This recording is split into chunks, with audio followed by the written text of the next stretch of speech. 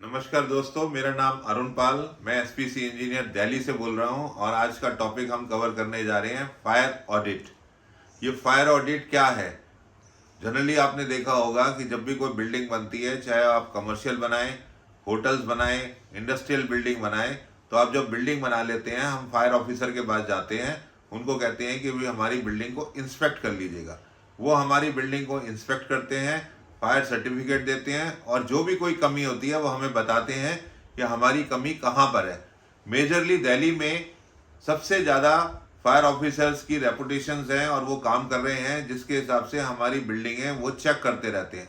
फिर भी हमारे नेशनल बिल्डिंग कोड 2016 में ये लिखा गया है कि थर्ड पार्टी ऑडिट फायर के ऊपर जरूर होना चाहिए। ये थर्ड पार्टी ऑडिट क्या होता है? वो डिटेल रिपोर्ट्स बनाते हैं। थर्ड पार्टी ऑडिट में हम लोग क्या चेक करते हैं? थर्ड पार्टी ऑडिट में सबसे पहले हम ये देखते हैं कि वो बिल्डिंग में जो फायर पंप्स लगे हुए हैं वो ठीक ठाक लगे हुए हैं या नहीं लगे हुए हैं। उसकी वाटर टैंक कैपेसिटी वो develop as per national building code है या नहीं है।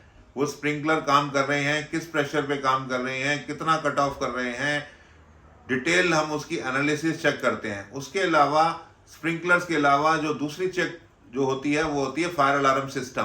फायर अलार्म सिस्टम में अलार्म बज रहा है नहीं बज रहा, हूटर बज रहे हैं कि नहीं बज रहे हैं, उसका जो है कि अनाउंसेशन, अगर कभी आग लगती है तो अनाउंसमेंट होनी चाहिए। वो अनाउंसमेंट 3 भाषाओं में होनी चाहिए। पहले हिंदी, इंग्लिश और दूसरी लोकल भाषा जहाँ पे वो बिल्डिंग बनी हुई है। अगर पंजाब में बनी हुई है तो पंजाब में आना चाहिए, अगर साउथ इंडिया में बनी हुई तो केरला या तमिल में जो भी वो भाषा हो वो उसमें अनाउंसमेंट होनी चाहिए, ताकि आदमी को पता चले कि वो वंचित ना रहे भागने में या अनाउंसमेंट में। वो हमारी अनाउंसमेंट होने से वो बंदा अपने आप को सेफ्टी की तरफ ले जाता है। इसके अलावा जो हम फायर में ऑडिट में चेक करते हैं कि फायर डोर प्रॉपर लगे हुए हैं या नहीं लगे हुए हैं, फायर डोर 2 आवर रेटेड है या नहीं है, क्योंकि अगर फायर डोर 2 आवर रेटेड नहीं होंगे तो स्मोक और फायर उसमें बिल्डिंग में भर सकता है। उसके अलावा जो आपने देखा होगा कि ग्लास एलिवेशन बिल्डिंग्स बन जाती हैं। ग्लास एलिवेशन बिल्डिंग देखने में तो बहुत अच्छी होती है, पर आपने नोटिस करा होगा कि फ्लोर टू फ्लोर वो सील नहीं होती है। और जनरली कितने हॉस्पिटल्स हैं जिसमें आग लग जाती है और धुआं जो है तीसरी मंजिल से चौथी मंजिल में चला जाता है और चौथी से छठी मंजिल में चला जाता है, क्योंकि उसमें हम सील करते ही नहीं है। अंदर से बिल्डिंग अगर सील नहीं होगी तो धुआं चले जाता है। वो हमारा सबसे बड़ा टॉपिक है कि धुएं से लोग ज़्यादा मरते हैं। उसके अलावा हम जो चीज़ चेक करते हैं कि हमारे जो बिल्डिंग में स्मोक एक्सट्रैक्शन सिस्टम काम कर रहा है कि नहीं कर रहा, उसमें फायर फ्रेश एयर एग्जॉस्ट चल रहा है कि नहीं चल रहा।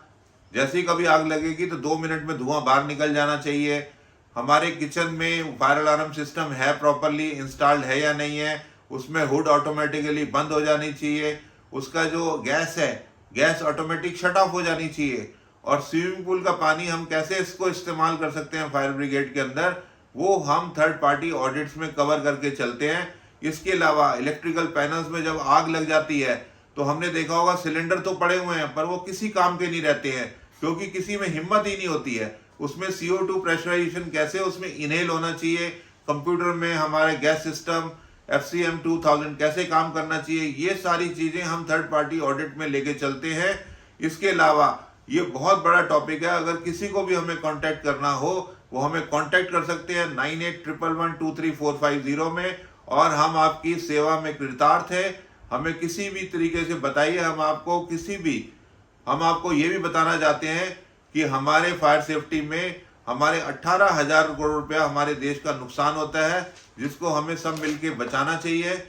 और अगर किसी को भी मेरा ये वीडियो अच्छा लगे तो उसको लाइक करिएगा। ये वीडियो अगर दूसरों को भी शेयर करना चाहें तो उसको आप शेयर करिएगा। इन केस हमें सब्सक्राइब करना चाहे तो हमें सब्सक्राइब करिएगा। हमारा 44 साल का एक्सपीरियंस है जो हम आपके सामने बताना चाहते हैं कि आप सुरक्षित रहिए और सेफ्टी इज फर्स्ट। धन्यवाद दोस्तों, मेरा नाम अरुण पाल, मैं 9811123450।